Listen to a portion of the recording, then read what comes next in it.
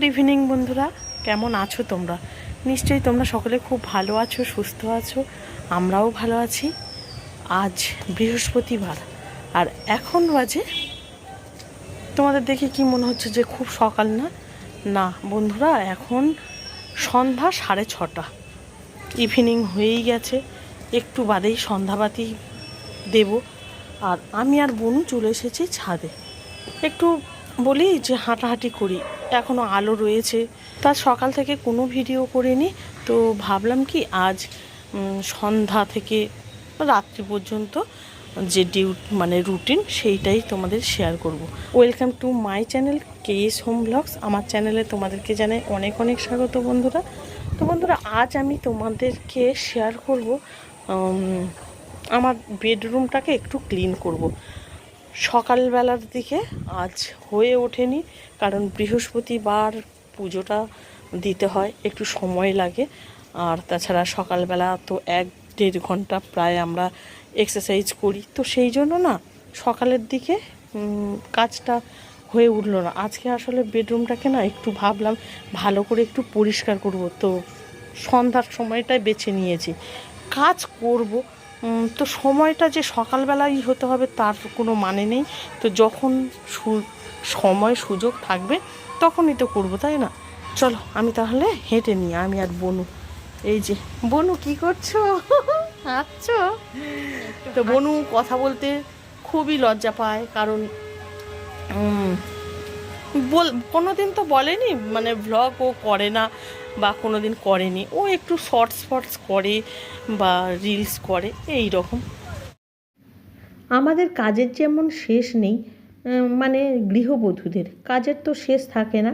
তো সেই জন্য আমাদের সুবিধার্থে আমরা কিন্তু যে কোনো কাজ যে কোনো সময়ে করার সিদ্ধান্তটা নিতেই পারি, কারণ সুযোগ, সময়, এটাই আমাদের সবচেয়ে বড় একটা জিনিস। তো যে সময়টা করলে আমাদের সুবিধা হবে সেই সময়টাই করে নেওয়া ভালো। তো সেই জন্যই আজ কিন্তু সন্ধ্যাবেলাতেই আমি আমার বেডরুমটাকে পরিষ্কার করে নিতে চাইছি। সকালের দিকে সময় আজ হয়নি। বৃহস্পতিবারে সকালের দিকে সময় করে নেওয়াটা না ভীষণই টাফ, কারণ ওই দিনে বৃহস্পতিবারের পুজো থাকে।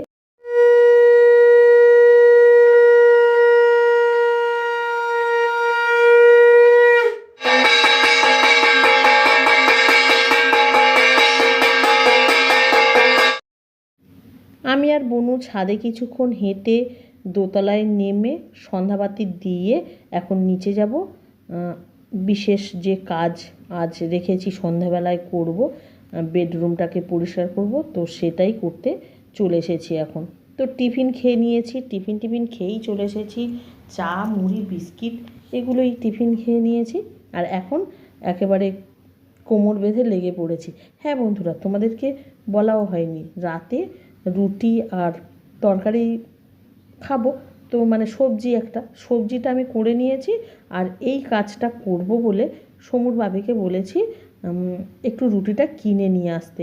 তো কারণ এই দেখো, বেডরুম পরিষ্কার করা মানে এটা কিন্তু বেশ ভালোই সময় যাবে, অনেকটাই টাইম যাবে। তো তোমরা তো যারা করো তো জানোই। তো আজ না বেডরুমটাকে শুধু যে বিছানা পরিষ্কার করব তা তো নয়, একটু আসবাবপত্রগুলোকেও মুছে নেব। তো আর আমার না এই সময়টা করলে যেন বেশি সুবিধা মনে হয়। দিনের বেলায় যেন আমার খুব একটা হয়ে ওঠে না, রান্নাবাটি থাকে, তারপরে টিফিন, মানে রান্নাঘরে যাওয়া মানে টিফিন থেকে শুরু, সেই সকালের চা থেকে তো শুরু। তো চাটা যদিও সমুর বাপি করে, আমাকে অনেকটাই সাহায্য করে। আর সমুর বাপির চা খেতে খেতে এমন অভ্যাস হয়ে গেছে না, ওর বাপির হাতে চা না হলে যেন হয় না। নিজে করে খেতে গেলে একটু মিষ্টিও দিয়ে ফেলি, এতে সমুর বাপি আবার অসন্তুষ্ট হয়। তো যাই হোক, সেই জন্যই আমি সমুর বাপিকে বলেছি তুমি চা করলে তুমিই করো, কারণ আমি যদি যাই তাহলে কিন্তু মিষ্টি দিয়ে দেব। তো যাই হোক বন্ধুরা, সমুর বাপি যথারীতি রুটি নিয়ে এসেছে, আমি তরকারি বাড়িতে করে নিয়েছি। আর সমুর বাপির হাতের লাল চা খেয়ে একেবারে এখন লেগে পড়েছি। আর বন্ধুরা, কী যে গরম পড়েছে কি বলবো। ওই কিছুদিন একটু বৃষ্টি ঝড় এগুলো তো হলো, আর এখন তো আবার সেই আগের মতো পরিস্থিতি, আগের থেকেও যেন বেশি গরম পড়ে গেছে। কি আর করব, ফ্যানটাও ভালো মতো ছাড়তে পারছি না, মাঝে মধ্যে ছাড়ছি, মাঝে মাঝে আবার বন্ধ করে দিচ্ছি, কারণ ঝাড়াঝাড়ির কাজ হচ্ছে, বুঝতেই পারছো। তো প্রথমেই দেখলে আমি বিছানার কভার টভারগুলোকে একেবারে নামিয়ে নিলাম, বালিশের কভার নামিয়ে একেবারে ফেলে নিচে রেখে দিলাম কাচাকাচি করার জন্য। তারপরে জানালাগুলোকে একটু মুছে নিলাম হালকা হাতে, তো খুব বেশি একেবারে ডিপ ক্লিন করছি না, মাঝে মধ্যেই তো মোছা হচ্ছে, তো খুব বেশি ডিপ ক্লিন করতে হচ্ছে না।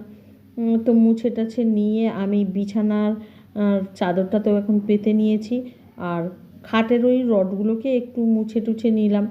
তো বেডরুম পরিষ্কার করছি, তো সেই জন্য সব কিছুই একটু পরিষ্কার পরিচ্ছন্ন করে নিচ্ছি এইভাবে হালকা হাতে। বেড কভারটা আমি আর বনু দুজনে মিলেই পেতে নিলাম।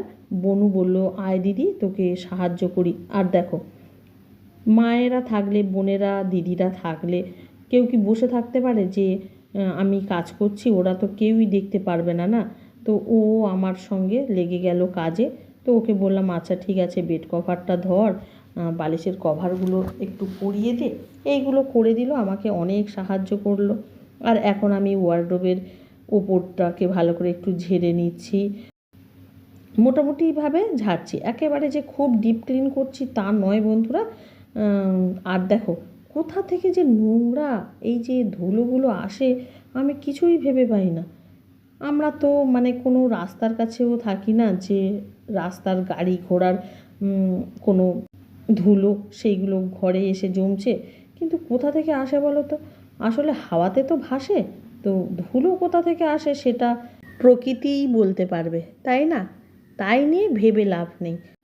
এই যে এখন ঘরের ভিতরে আমরা কাজ করছি, আমাদের চারিদিকে মানে আমাদের সামনে কত ধূলিকণা ঘুরে বেড়াচ্ছে তার ঠিক নেই। যাই হোক, আমি এখন আস্তে আস্তে সব কিছুকে টুকটাক করে মুছে নিচ্ছি। ওয়ারড্রোব মোছার পরে আমি মুছে নিয়েছি টিভি র্যাক, তারপরে আলমারিটা মুছে নিয়েছি, তারপরে ড্রেসিং টেবিল আর আলনা, যে একসঙ্গে যে ফার্নিচারটা রয়েছে সেটাকেও মুছে নিলাম। বনু কী করলো, আলনার যে জামা কাপড়গুলো ছিল সেগুলোকে আবার একটু ঠিকঠাক করে রাখলো। এবারে আমি টি টেবিলটাকে মুছে নিচ্ছি। নামে তো টি টেবিল, কিন্তু কোনো দিনই চা খাওয়া হয় না, এইভাবেই রাখা রয়েছে, এর ওপরে যত রাজ্যের এটা সেটা জিনিস রাখা। দেখো বন্ধুরা, এক এক শ্রেণীর মানুষ রয়েছে, তারা উচ্চবিত্ত, বিত্তবান, কিছুজন রয়েছে মধ্যবিত্ত, তারপরে নিম্ন মধ্যবিত্ত। তো আমরা তো একেবারেই নিম্ন মধ্যবিত্তদের মতনই চলি। তো দেখো, আমাদের এইভাবেই টি টেবিল ইউজ করা হয়। টি টেবিলে যে টি খাওয়া হয় মানে চা খাওয়া হয়, সেটা নাও হতে পারে। ঘরের এক পাশে রেখে দিয়েছি এইভাবে, কিন্তু এটাকে যদি আমরা সাজিয়ে গুছিয়ে রাখি বন্ধুরা, খারাপ তো লাগে না। তো সেই জন্য মানুষের দেখার দৃষ্টিটাই এক একজনের এক এক রকম হতে পারে। তো দেখো, আমরা যেমন ঠিক তেমনই তোমাদেরকে দেখাচ্ছি, আর তোমরা যে যেভাবে নিতে পারো নেবে। বেডরুমটাকে পরিষ্কার করে এখন আমি ঘরটাকে ঝাঁট দিয়ে নিচ্ছি। তো খুব তো নোংরা হয়েছিল বন্ধুরা। তো চলো, সমুর বাপি খেতে বসে গেছে, অনেক রাত হয়ে গেছে। তো দেখা হচ্ছে নেক্সট ভিডিওতে। টাটা, গুড নাইট বন্ধুরা। আর হ্যাঁ বন্ধুরা, ভালো লাগলে ভিডিওতে একটা লাইক দিয়ে দিও।